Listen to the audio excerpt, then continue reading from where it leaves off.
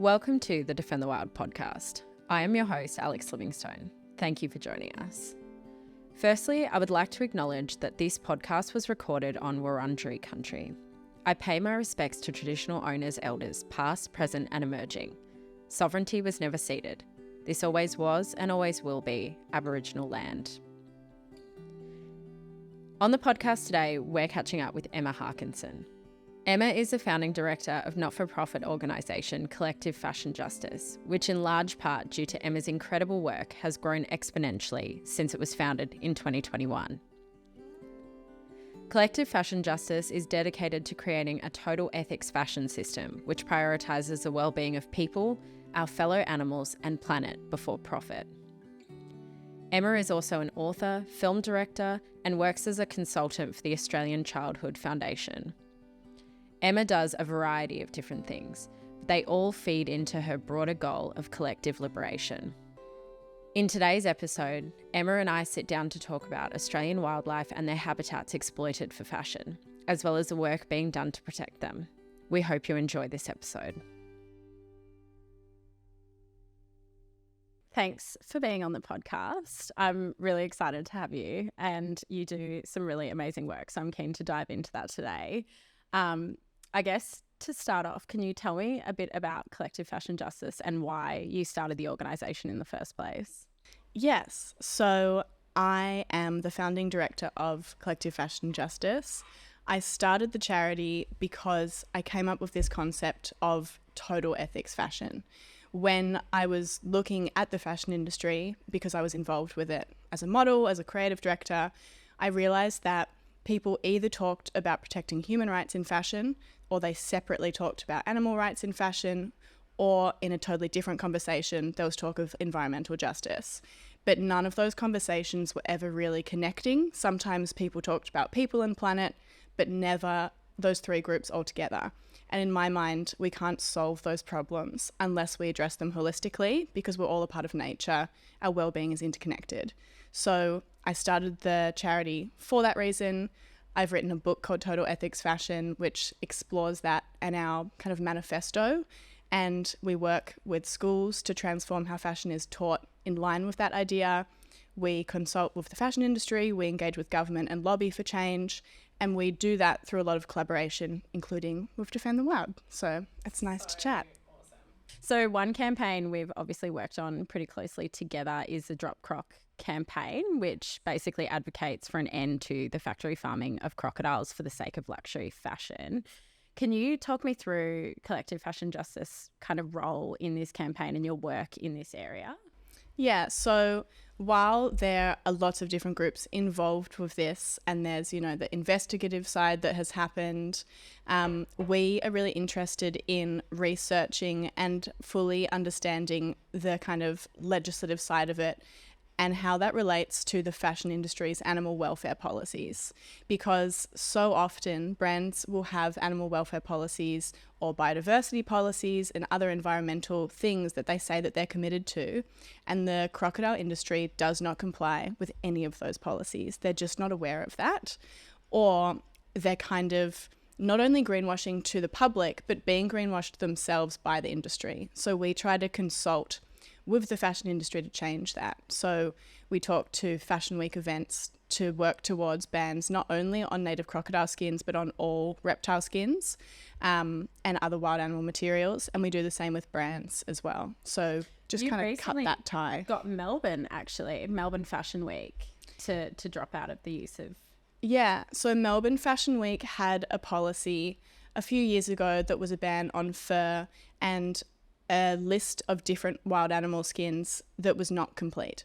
So we changed it so it was all wild animal skins, regardless of if that animal is in a factory farm or actually captured from the wild. And they've also now banned all feathers from wild animals as well. So that includes ostriches, emus, all of those species. We love that. We really love that.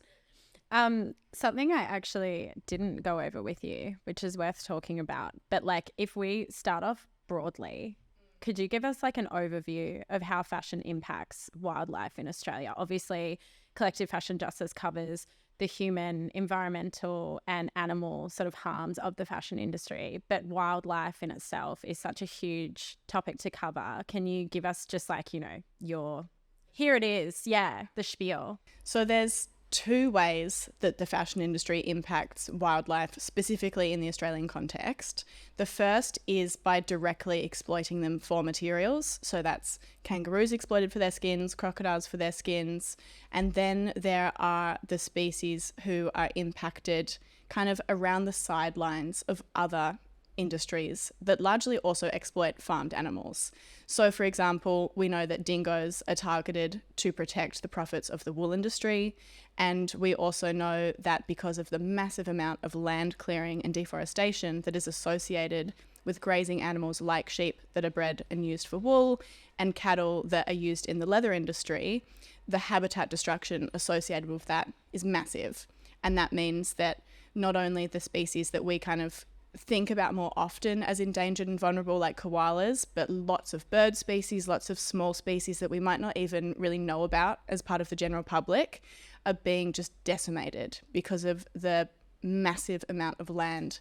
Not only when you consider the nation, like more than half of the land being used for grazing, but when you compare a material that is made from an animal, like animal-derived leather, with one that is made from plant-based sources, the land footprint is so much smaller. So we're using land and we're using habitat so inefficiently. Yeah, I guess that's probably a big thing that maybe people don't think about, not even just in relation to fashion when we talk about land use and habitat destruction.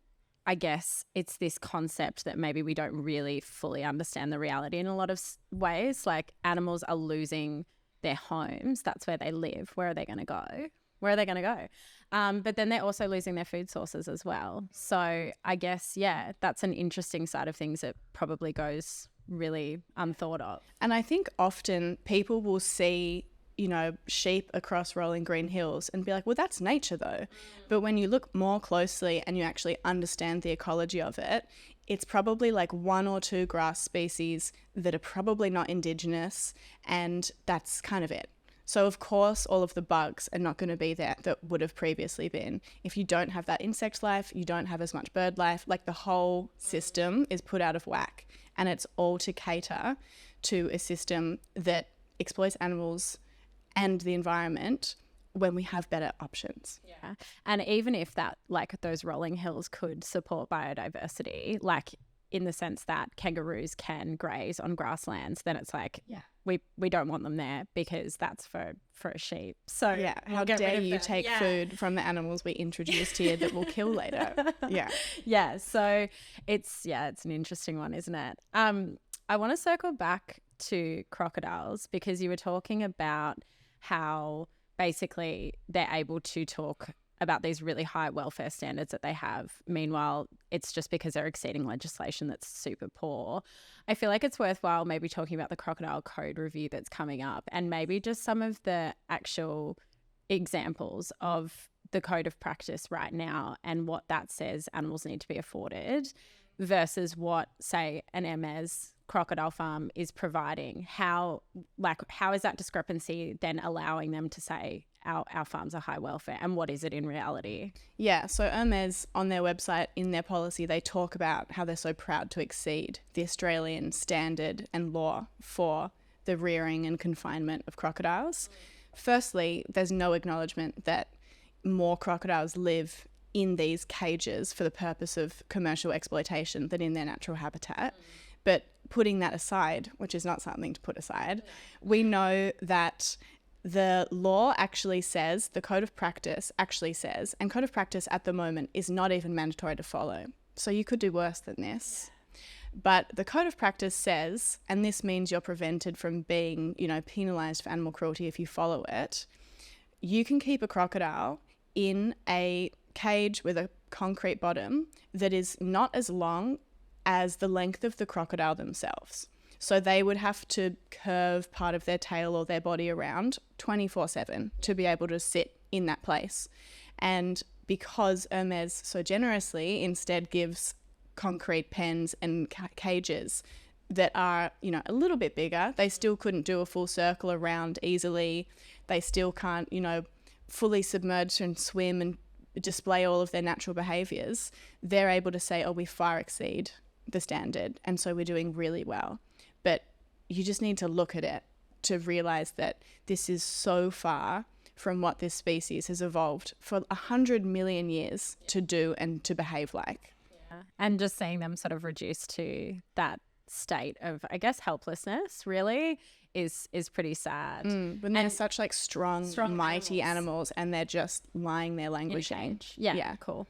So I guess with the code review, you've written a really great guide for people to write their own submissions. Do you want to talk about the things that Collective Fashion Justice is sort of encouraging people to raise in regards to their concerns about the industry? Obviously, you're opposed to the industry. Collective Fashion Justice is opposed to the industry, but you're also being pragmatic about how to approach this issue. What kind of things are you asking for? Yeah, so the reality is there is no good crocodile industry, but there are ways that we can essentially regulate the industry out of existence long term, because if we follow the kind of animal welfare laws in Australia more broadly that say that animals do deserve some kind of protection, the industry doesn't follow that currently. So if we can say animals deserve their 5 domains, their 5 freedoms, they should be able to display natural behaviours, they should be able to have free movement, then those cages need to become much, much bigger. We need to get rid of the solitary confinement of animals, but we also can't be putting them in huge pits where they don't have the freedom of choice to be by themselves when they want to. Like, you need both. Every species needs both. And so that means we're looking at changing the housing systems. We're also looking at changing the ways that they're handled. At the moment, it's completely fine and a part of the code of practice that if you want to move a crocodile from one pen that they're in to the solitary pen that they'll go in once they're a little bit older, about 1 year old maybe, because they're slaughtered at 2 to 3 years old, then you can harpoon a crocodile, and that's the way that you're permitted to move them. So you're allowed to like actually really hurt them just for the purpose of moving them. And the response from the government, would be that, oh, but they're big animals, they're hard to manage. It sounds like they're not an animal that should be managed in that way. They should be able to live a wild life. So they're just 2 examples. And they're really important ones. I think they're the key ones. And then there's a lot of other work on the outskirts that I think is about making people understand that while the industry touts itself as one of conservation, there is a way to conserve species like crocodiles that is not hinged on commodifying them.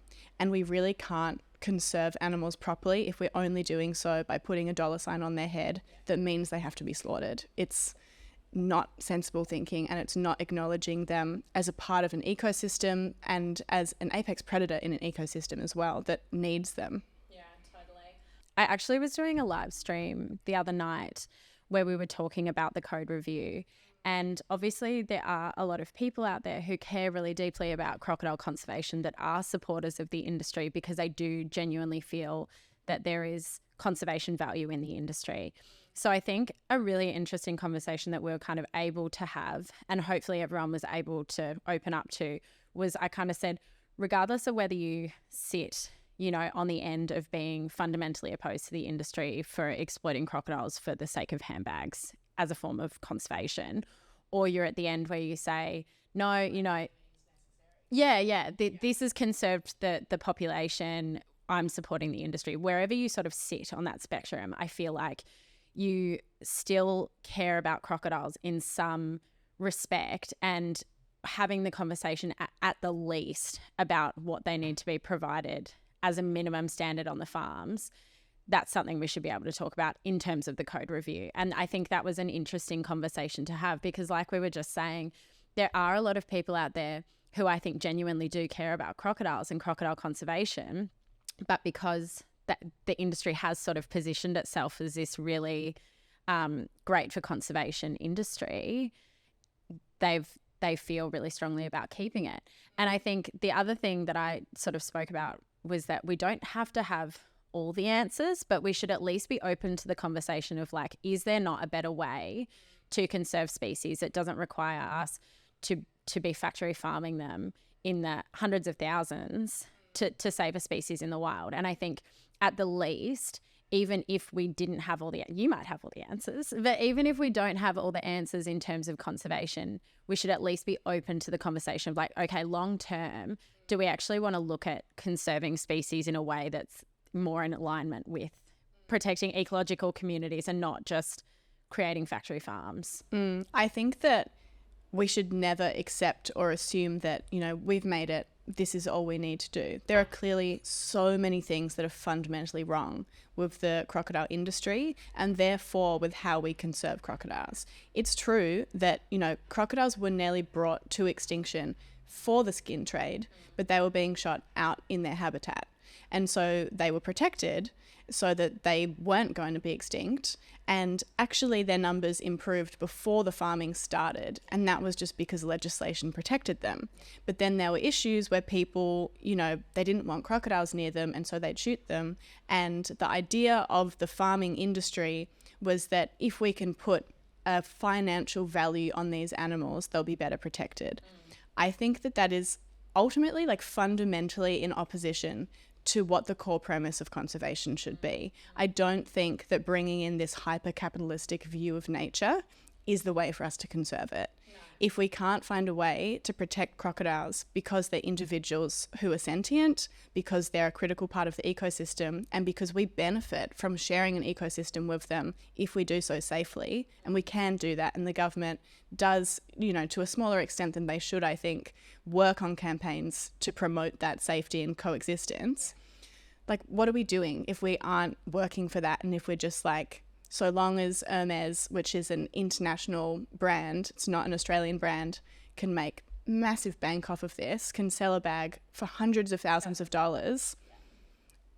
No, I don't accept that. No. And I think actually you kind of touched on an interesting point, and it was another thing we talked about in the live stream, was that it actually goes right back to the cattle rearing industry as well, because a lot of private landholders have waterways on their properties, and a big element of the conservation argument, aside from the fact of oh no, we've established this commercial industry which saved the species. Well, as you said, no, banning hunting them in the wild is what saved the species, not the establishment of a commercial industry. But sort of in modern times, in today, it's if there is a crocodile on your property who is eating your cattle or killing your livestock, we have to create a financial incentive for landholders not to kill them. And it's why don't we have incentives that exist for just preserving, as you're saying, these ecosystems that benefit all of us when they're functioning properly? And if you want to look at it through a economic perspective, because, we do live in that world, there are economists that can and do put a price on how much we benefit from healthy ecosystems. And it's in the trillions. When we have really healthy ecosystems, we gain so much more than what we do from exploiting it in the way we do. It's really short-term thinking, I think, to go, we can make it work if we can keep exploiting them. It will run out. It won't be able to work like that forever. Or, I think when we talk about sustainability in fashion, it's really important we talk about what the planet can literally sustain within planetary boundaries, but also what's right to sustain. Conservation that has no consideration of ethics isn't a good enough kind of understanding of conservation, I think, in the 21st century. Totally. I think actually I read a report that said for at least 44 trillion of our economic prosperity relies on healthy ecosystems, which is that's an inconceivable amount of money, really. And maybe just one more thing on the crocodile farming industry, which I think is an interesting one, is the egg collection side of things. Yeah, and I think this isn't my specific area of expertise either, but there is not enough publicly available record keeping of where eggs are taken from. The claim that they're taken from areas that are going to be flooded and so there'll be mortalities anyway. If that's not backed up by publicly available data to show that that is true all of the time, then that's dangerous. And I also think it's dangerous to have, the IUCN and these peak bodies that are talking about the conservation of crocodilian species having people in positions of power in those places that are heavily invested in or owning crocodile farms that benefit from the commercialization and, commodification of crocodiles, it's a huge conflict of interest. So we have to eliminate that if we want to look at this properly. And that's a part of the code of review too. You know, we can't have those people doing this review because otherwise it's not going to be totally unbiased. And it's likely that that is not going to be the case, and there will be industry participants that stand to gain from not having the review have an outcome that is as positive as possible for crocodiles. So we need to address that, and we need to be, you know, this should be something that concerns everyone. I think corporate interest getting into politics is something everyone should be aware of, regardless of the topic. Yeah, it is a worry. And actually, it prompts me to maybe quickly read out, just to add to the conversation. We have been working with a traditional owner, Warren Martins, who has given permission for us to share some of a letter that he wrote to the government in regards to the code review.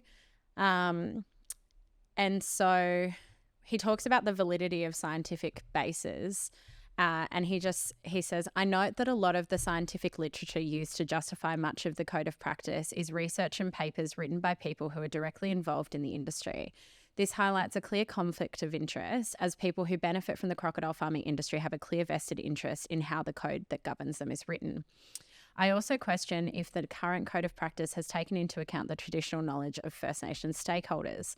I believe this industry's code of practice should be based on unbiased science conducted by researchers who do not have a financial stake in the industry, for example, those who own farms. If such research is not available, the government should facilitate it being undertaken to ensure the code is using updated and accurate scientific research. This type of research must be undertaken in partnership with traditional owners and totem crocodile people to ensure the traditional knowledge as well as Western science governs the updated code of practice. And I know when I first read that, when you shared it with me, you know, I think it's so disappointing too that someone like Warren has to actively seek to be included in this conversation, when really people who have the crocodile as their totem should absolutely be being sought out and asked for their opinion. It shouldn't be the other way around. I couldn't agree more. I was going to dive into dingoes, but should we quickly do... Yes, while we're here. While we're here, yeah, tell me about like the materials. Yeah, tell me about what you've got there. So a huge part of solving this problem of exploitation of nature, and specifically crocodiles, is having a solution. And a lot of the time the industry says, oh, well, we produce a natural material and we don't want to replace it with fossil fuels. We don't want to replace it with fossil fuels either. Part of our manifesto is moving beyond animal-derived, fossil fuel-based and native deforestation-driven materials. So it's pretty clear. We love that. And so here we have a bunch of examples of what that looks like. So this is from Uncaged Innovations. It has the same beautiful texture that you would see and appreciate on a living animal, but it's made completely without plastic. They sometimes have 1% plastic, and they're using sources that are renewable constantly without, you know, I can't stand when animal exploitation industries refer to animals as renewable resources, because when they die, they die. Like, you can breed more, but that's not what I would define as a renewable resource. But so materials like this one, which is actually made in India from banana leaves that are otherwise burnt by farmers, so it adds additional income. Really cool. This one is one of my favorites. It's made in Peru by the indigenous Awajan community, and it's made from the latex sap from the sharinga tree in the Amazonian rainforest. And they use that and they base it on other plant-based materials, and then they press it down to mimic the textures. And I love, like, this example is helping crocodiles. It's also helping people not swap from crocodile skin to embossing cow skin, which happens a lot. It's helping an indigenous community to thrive. It's helping them protect against deforestation for cattle ranching and for fossil fuel mining. Like, it does so many things at once. So we love that. This makes me really happy. Thank you. I love that piece of material. Come touch. There's so much good stuff going on in just this beautiful piece of...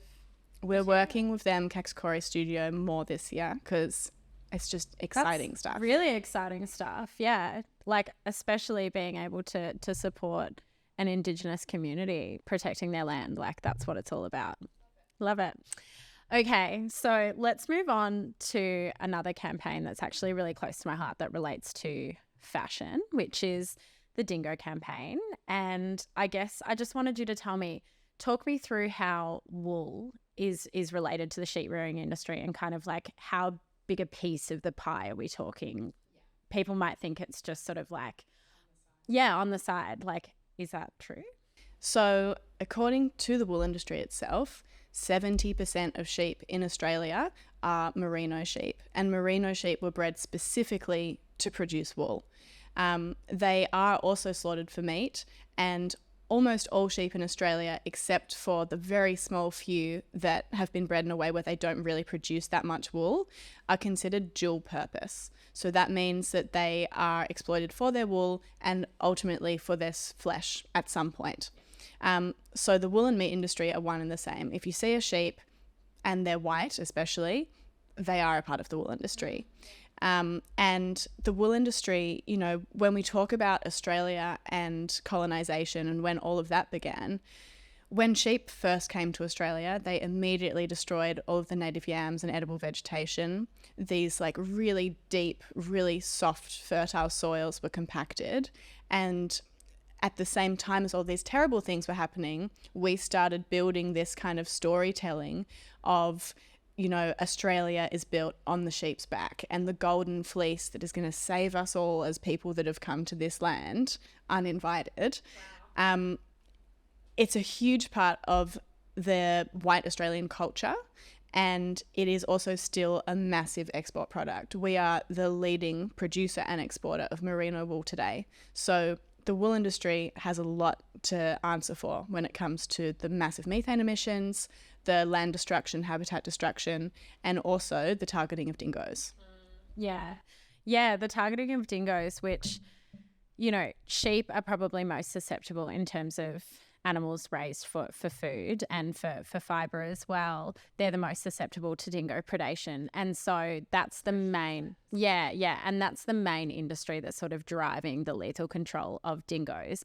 And actually something we're looking at the moment, which obviously isn't a fix-all solution, but why isn't there non-lethal alternatives being looked at? And I guess for us, even though it's not the final destination of where we want to get to in terms of solutions, there's steps along the way that could potentially reduce predation on sheep, because I think something that, regardless of how small of amount that the predation is, it is happening. There are farmers that are having that experience. And so I think we've kind of gotten to this point where we're like, we can't say, well, it's negligible because you're having more animals die due to farm management practices, which we know is true. But by far 80%. But there are people it's still out true. there who, it's still true. So how do we find solutions that are going to benefit protecting sheep before they're slaughtered, essentially, but then also protect dingoes from being killed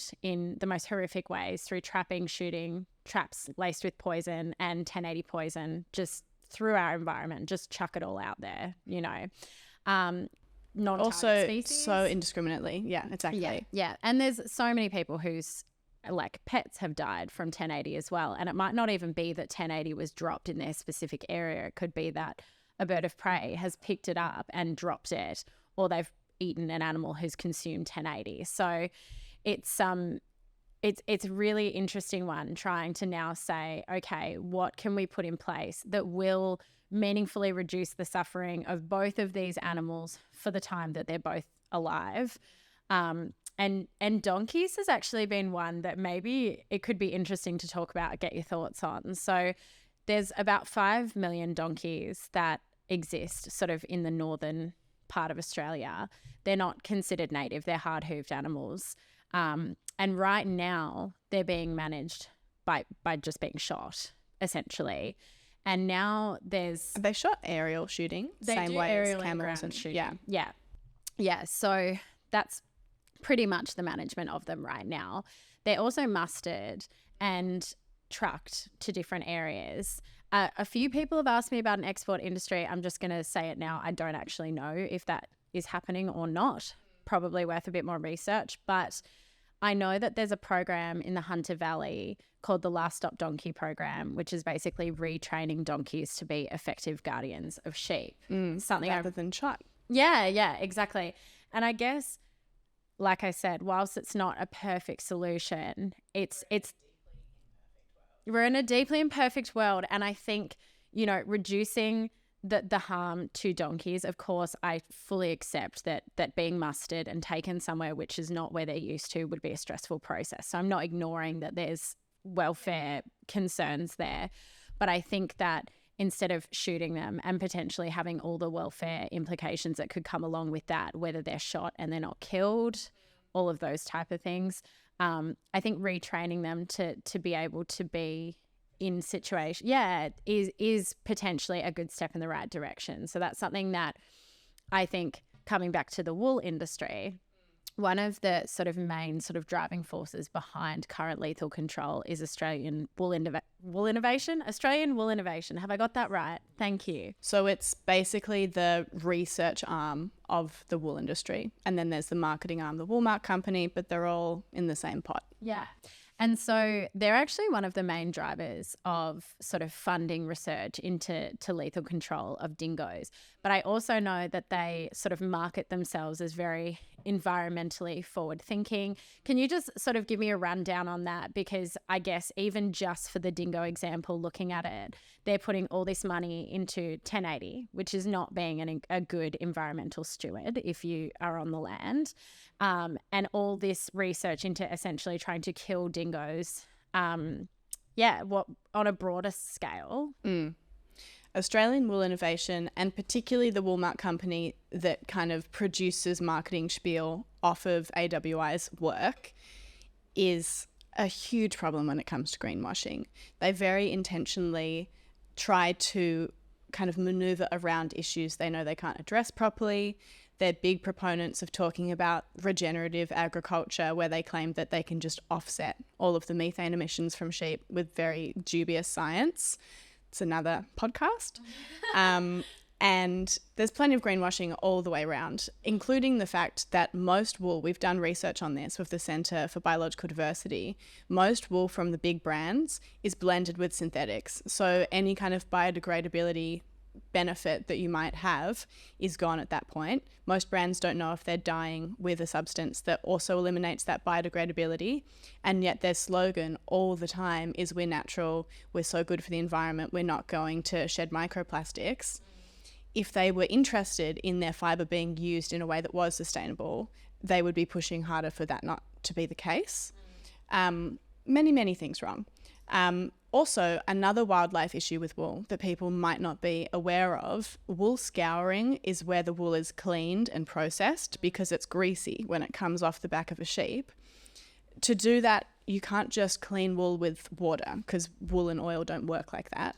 And so the solvents and chemicals that are used in that process are really significant. And Australian industry research has shown that at least like 30% of that wastewater from that process is just released into waterways. And there are chemicals that are known endocrine disruptors, like APEOs, that are banned in a lot of Europe. And we use them, and they're known to feminize fish. So if you have a population of fish that doesn't have like proper gender diversity anymore, what is that going to do to the population? So every single part of the wool industry, there's so much I could talk about it. But when you come to dingoes, they need to address that because they also talk so much about biodiversity and how they're stewards of biodiversity. You can't say that while you're killing off the apex predator that ecosystem needs. And any kind of, research or funding that needs to go into non-lethal solutions to protect dingoes and also to protect the industry's profits while it exists and while we work on innovation to replace the wool industry, they need to fund it. The government gives dollar-to-dollar matched funding through a levy per every bale of wool that is sold. Wow. So the wool industry already gets government support, so they cannot be asking the government to deal with this. The wool industry profits, they need to pay up. Absolutely. There's been really limited research in terms of non-lethal alternatives. And there's a lot of anecdotal evidence to suggest that donkeys are super effective. There's a lot of international research to show that donkeys are super effective. They're obviously already existing. It's not that we have to breed them into existence to be able to have them as guardians. They're already here. So I think, we really want to see Australian wool innovation funding research into non-lethal alternatives. And it's absolutely bare minimum. If you're going to be promoting yourself as good environmental stewards and caring for biodiversity, at the very least, you need to not be killing the apex predator in the environment that is responsible for so much of that environmental, like the environment's health. I think another really important thing for people to be aware of, dingoes are so important for kind of moderating and keeping an ecosystem in control. But the wool industry not only is killing them, they're killing off so much of the habitat for the rest of that wildlife. If you look at the land footprint of materials, it's a really important and also not very often considered aspect of material sustainability. Australian wool, the land footprint to produce 1 kilo of that fibre, even before you're processing it, is 3,675 square metres for just 1 kilo, which is a lot. If you compare that to Australian cotton, which, also needs to be grown in a way that is responsible and, managing the water, all of those things, that is about 15 square metres per kilo. And then if you look at something like hemp that we're trying to introduce more of into Victoria and other parts of Australia, it's like 2 square metres. That's not significantly less. It's absurd. Yeah. Yeah. Yeah. No, totally. That was an amazing overview on the wool industry and sort of how it is impacting wildlife, particularly dingoes, which is obviously, as I said, a very close to my heart issue. And yeah, just hoping to push for Australian wool innovation to be providing that funding. Yeah, we need to see you put your money where your mouth is if you're going to be talking about being good environmental stewards and positioning. That's the thing that I kind of find interesting, because they're sort of representing wool growers. They're saying it's our job to present wool growers as good environmental stewards, and it's like you need to then be doing the work to actually do that bare minimum. And I think policymakers and government have a role to play as well, because the industry doesn't prioritise animal welfare. It doesn't prioritise the environment, and they need to be mandated to if they're not going to freely. Yeah. Okay, so I want to talk about kangaroos, actually. Our jumpy friends. Yeah, the hoppy ones. So I guess over the last 18 months, we've seen quite a few major sports brands pull out of the commercial kangaroo industry, including Puma, Nike, New Balance. And obviously the Kangaroos Are Not Shoes campaign, which is a coalition effort of a bunch of different groups, has been largely responsible for that. And I know Collective Fashion Justice has played a massive role in that. Can you talk to me about the commercial kangaroo industry and what it has to do with fashion? So according to the Australian government, the commercial shooting of kangaroos, the backbone of that industry is the skin trade.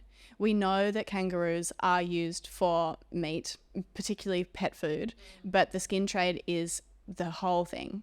Like, it couldn't stand up on its own 2 feet without it. And at the moment, with those other brands that you listed out of the picture, Adidas is by far the biggest commercial contributor to that problem, that is buying into this government-sanctioned largest slaughter of land-dwelling wildlife in the world. Adidas uses kangaroo skins for their football boots. It's been a real trend also for the fashion industry to refer to kangaroo skins as K-leather, because they know that, particularly internationally, kangaroos are really beloved Australian icons, and so they don't really want people to think about the fact that they're wearing kangaroos. Yeah. So the fact that there's more awareness of this issue growing is really important. There's been tens of thousands of people that have contacted the Adidas sustainability team since the campaign started to say, this sucks. And we've looked through, again, their biodiversity policy, their animal welfare policy. It does not align with the standard practices of the industry.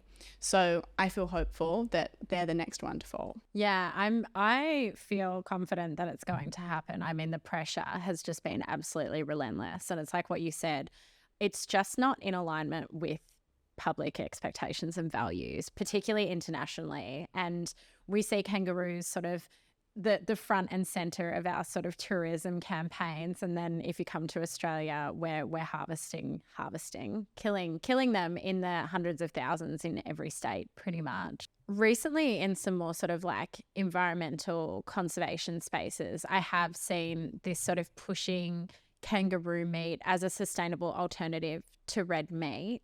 Do you want to talk me through that? And then obviously I know that there's a skins industry, but I think it's still that argument again, leather to leather. Why is this not right? So the same thing happens in the fashion industry. We see brands introducing kangaroo skin leather and saying, we've chosen to use this instead of a bovine leather because kangaroos don't emit as much methane than cows. They don't have the hard hooves that degrade the land. And so therefore, we think it's better to slaughter them for our shoes, for our bags. In reality, it's really interesting because part of the people that are supporting the commercial culling of kangaroos are saying they're a pest, they're bad for the environment. And then the other side is industry that wants to profit from the culling. And so they say, no, they're good for the environment, that's why we should kill them. You can't hold both of those arguments at once because they fundamentally disagree with each other. Kangaroos, they don't have hard hooves. They have the soft feet with pads, and that means they don't trample grasses as much. They don't eat all the way to the root of grasses in the same way that introduced species like cattle do. And these are examples not of why we should be killing them, but of why they're an important part of the ecosystem. And ecosystems require balance. They require dingoes that will end up killing and eating kangaroos, but that is an ecological balance that they can do together. By us killing both of them, the balance is just continually out of whack. The solution isn't to just keep killing them. And also when we talk about kangaroo leather, the skins are still skins. If you just put a kangaroo skin around your foot, it would rot. And so we have to change that. And the process of tanning leather fundamentally exists to make organic matter inorganic and to make it no longer effectively biodegradable. And there's research that shows even vegetable tanned leather, it is still not effectively biodegradable within the requirements to meet, certification for biodegradability. So if we want genuinely natural materials, we need to be looking at plant-based, cellular, microbe-based. There are so many different options, algae. We should be looking at those materials, recycling the massive amount of material we have. 100 billion garments are made every single year. There's just over 8 billion of us. And at the same time, a truck full of textiles and clothes is sent to landfill every single second. So yes, we need to talk about the material innovation, but we also just need to talk about fashion and degrowth and how circularity can play a part in us continuing to be creative, continuing to clothe ourselves, but without extracting so much from nature. Wow. I'm like, yes, it is a lot. But I mean, I love that whilst you talk about having these innovative materials that are obviously not extracting more than what our planet can allow for, you're also talking about we need to have this like sort of broader conversation about how we are clothing ourselves and the fashion system that we have today and slowing down. And that's a big part of what you do as well. And that's something that I think is also really positive for the material innovation. Sometimes we'll speak to brands and we'll talk about, the timelines where we really need to be moving beyond animal-derived materials, beyond fossil fuel materials. And often there'll be this discussion of, will it scale up to the current production of leather? Can we replace all of it? I don't want to replace all of it. Experts say the fashion industry needs to reduce its resource use and its waste output by 4-fold. So we don't need to produce as much of this as we produce animal-derived skins from slaughtered animals. That actually helps us meet those timelines faster. It's a good thing. Like, you obviously are talking about how the industry needs to, reduce by 4-fold. How? Big question. But I think a lot of it comes into really prioritizing a circular economy. At the moment, Australia sends a lot of our clothing that we don't want anymore to countries in Africa like Ghana, and we make them deal with the problem. And so they're just overflowing with clothing that is referred to as dead white man's clothes, because it's just like stuff we don't want anymore. And actually in India, there's this really great short film that I've conveniently forgotten the name of, but it talks to women whose job is to recycle clothes that have been sent from wealthy countries like ours. And one of the women genuinely says, I wonder if water costs a lot of money in these countries, and that's why it's cheaper to buy new clothes than to wash them. Like, they cannot understand why we are so wasteful. Yeah. They just can't fathom it. There must be another reason, but it's not. It's just that we're wasteful. Yeah.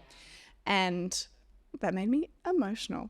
It is terrible. It's so awful. Really terrible. But I think that, there are people there that are just being made to carry this burden for us, but there's actually a global economy of people in those countries that need to have jobs, and they actually do an amazing job of working to make it more circular within the really bad situation we've given them.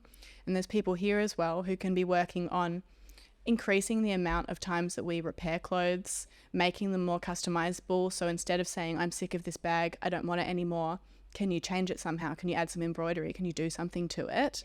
There's lots of different ways that we can continue to have jobs. And also, like, if we think big picture, maybe our whole economy should be smaller. Maybe we all work less. Maybe we live a little more. Ooh. Like, you're speaking about language. you get really big. And fashion can exist within that. I think when you talk about that in fashion, people get really scared. But I think the creative aspect of fashion, the artistic, beautiful part of why people love fashion, it actually gets to exist in a larger way if we have a slower and more thoughtful economy. Because at the moment, there's no time to actually design well. We're just like, get the next thing out all the time. Yeah. It's not sustainable in a creative way either. Yeah. Yeah. So last year we released the first installment of our 3-part report series, An Investment in Nature is an Investment into Our Future. And basically that installment looks at, in large part, how inefficient the red meat industry is in terms of the resources that it uses to produce red meat, which obviously relates to fashion because those industries also produce leather and wool. I think one thing that maybe a lot of people don't fully understand is that cattle rearing industries are responsible for the most widespread habitat destruction across Australia, particularly in Queensland, where at least more than 80% of the state is covered in cattle or sheep, mostly cattle.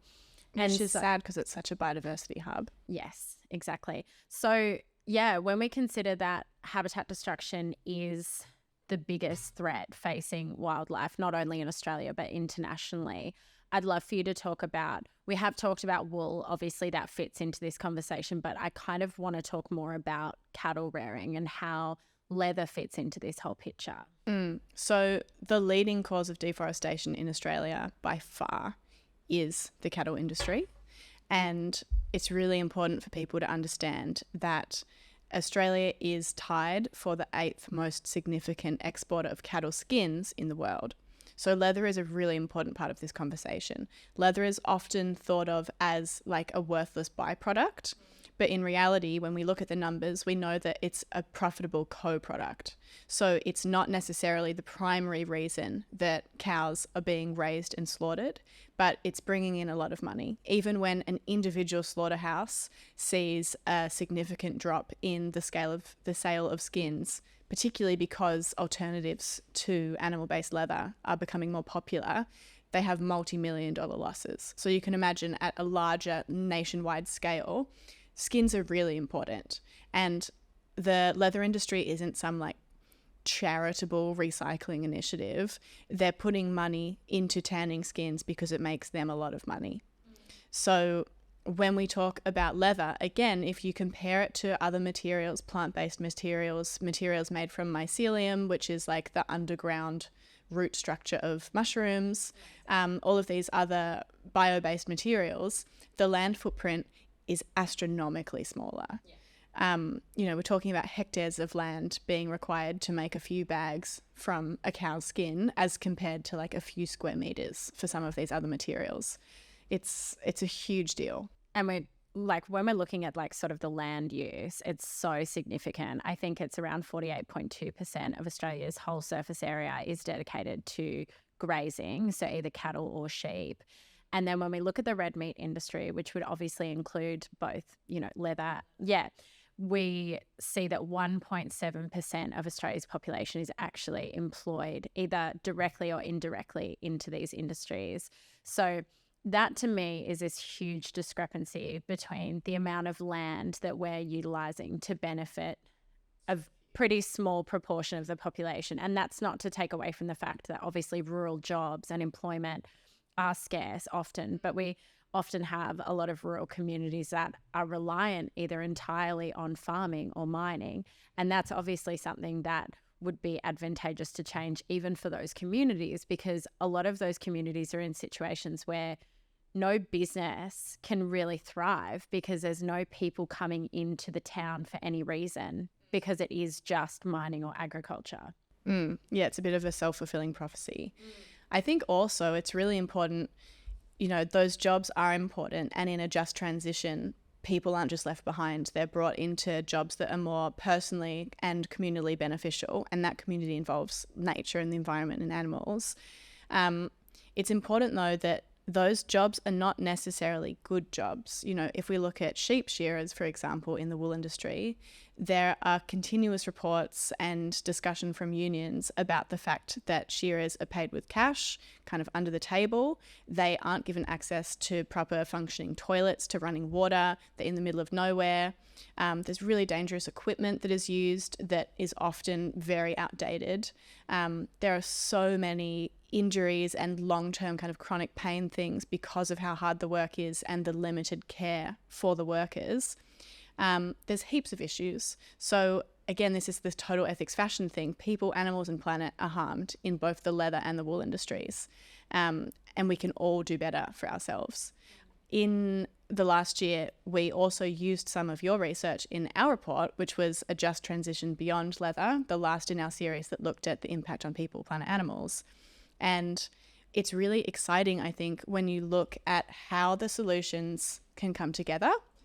Like, there are so many fruit farmers in Australia that are saying so much of our fruit is going to waste and it's not being used, it's not being accepted by supermarkets, and it's just lost income for us. And they're often in the same areas where cattle ranching is occurring. And we know that you can use fruit waste to produce bio-based and plastic-free leather alternatives. So immediately, it's like multiple solutions can come here. We can better the environment, we can better everyone. And I think that is where a lot more attention needs to be focused. Absolutely. And I think, coming from probably a bit more vegan background in terms of animal protection myself, the I guess motivation behind protecting wildlife species has grown ever stronger, with a personal realization of thinking animals that are exploited within our food or fashion systems, they have been bred over years and years and years to be more productive for us. They don't actually function physically in the way they used to as wild animals.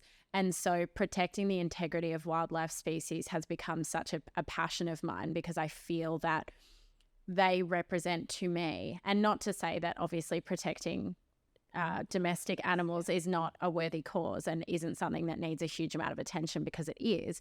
But protecting wildlife species to me just feels like we're protecting the purest form of animal liberation, because those animals have not been put in a situation through humans to rely on us in any way. So any relationships that we might have with those animals, that would be through their free will. And I think that's a really interesting part as well, that perhaps people think if we didn't have domesticated animals, we might just not have relationships with animals at all, which I don't think is true. And it's not true, because I guess when you look even through Aboriginal history, First Nations history in Australia, they had relationships with animals like the dingo.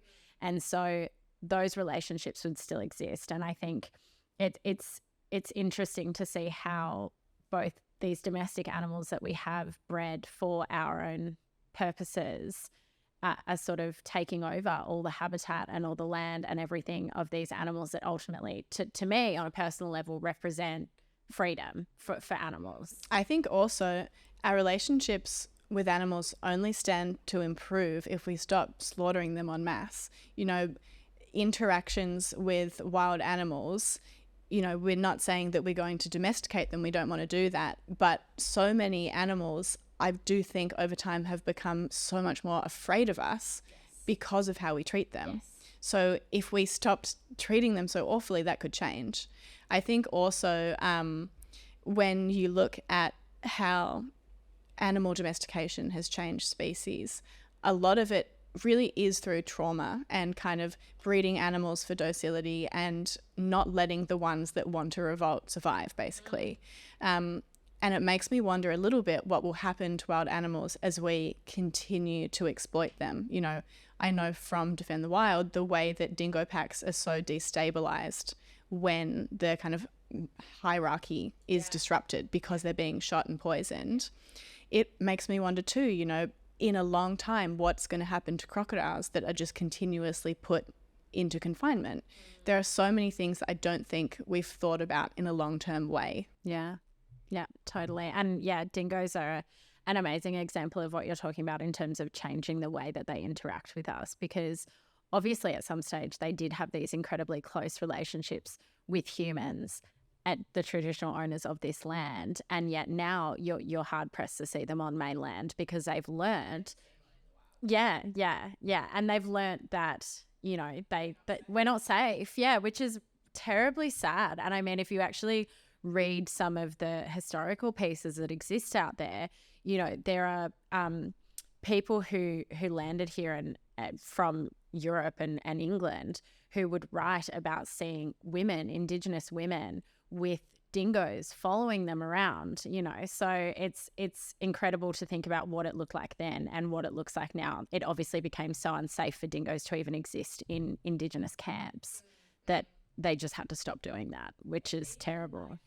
My parents spend time out in the bush, and that area that I care a lot about, it's like Ironbark country, really beautiful, has started to have discussion of, shall we bring the commercial shooting industry for kangaroos here?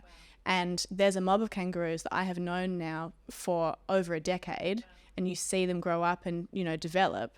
And the idea of my relationship, that is a relationship from afar, but we're still, you know, overall comfortable with each other's presence, the idea of that changing because suddenly humans in that area become phenomenally more unsafe because we want to commodify them through shooting them is really sad. And I think it's a really nice, there's actually positive, the councils are trying to push back and be like, not here. Love that. Love that.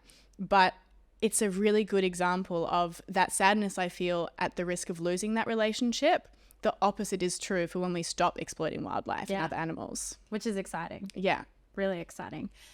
I think that's all we have time for today. It's a nice way to end it. Yeah. A bit of hope. Bit of hope. We love a bit of hope. We could all be friends. If won't get too close, won't eat each other. Yeah. Yeah. Thank you so much. Thank you. Thanks for having me.